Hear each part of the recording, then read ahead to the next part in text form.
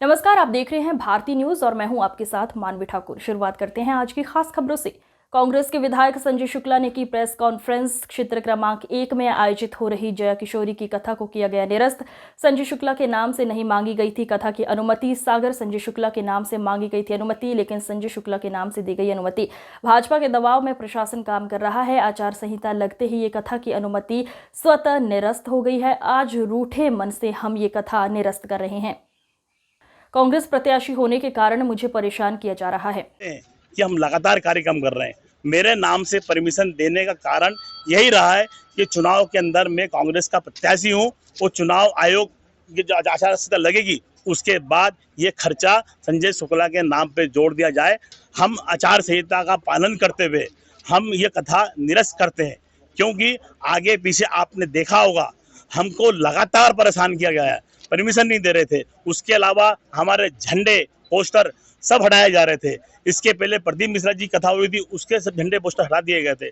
हमने रुद्र अभिषेक कराया, उसके कथे हटा दिए थे। राहुल गांधी जी इंदौर आए थे तो वो भी पोस्टर हटा दिए गए थे। परंतु जब से कैलाश विजयवर्गीय जी प्रत्याशी बने हैं तो पूरी विधानसभा के अंदर होर्डिंग पोस्टरों की भरमार हो गई है, भरमार लगी है। परंतु प्रशासन ने एक होर्डिंग नहीं लगाया। उस होर्डिंग के अंदर सिर्फ गुंडे बदमाशों को फोटो लगे हुए, उसके बावजूद भी कोई बोलने को तैयार नहीं है।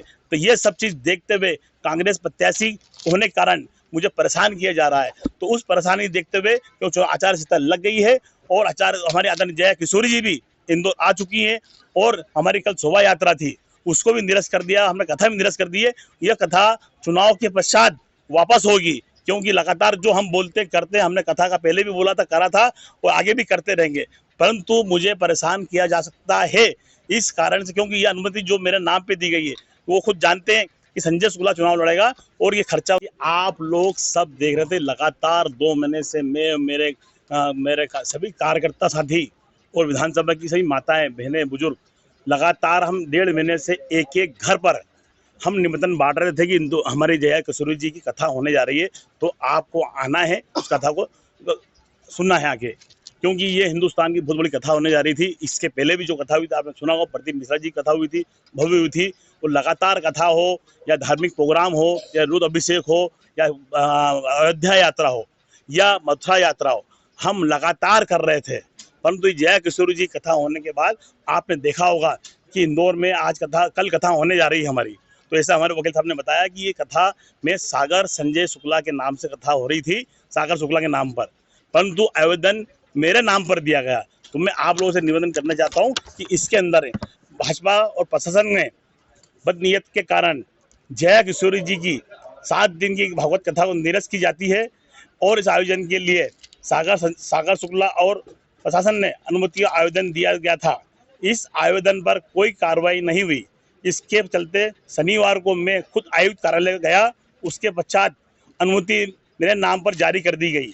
भाजपा के दबाव में प्रशासन काम कर रहा है, इसी कारण सागर शुक्ला के आवेदन पर संजय शुक्ला का नाम अनुमति दी गई। इसी षड्यंत्र से हिस्सा है। इस अनुमति की शर्त क्रमांक 2 पे लिखा है, आचार संहिता लगते ही लागू होने के पश्चात यह अनुमति निरस्त हो जाएगी।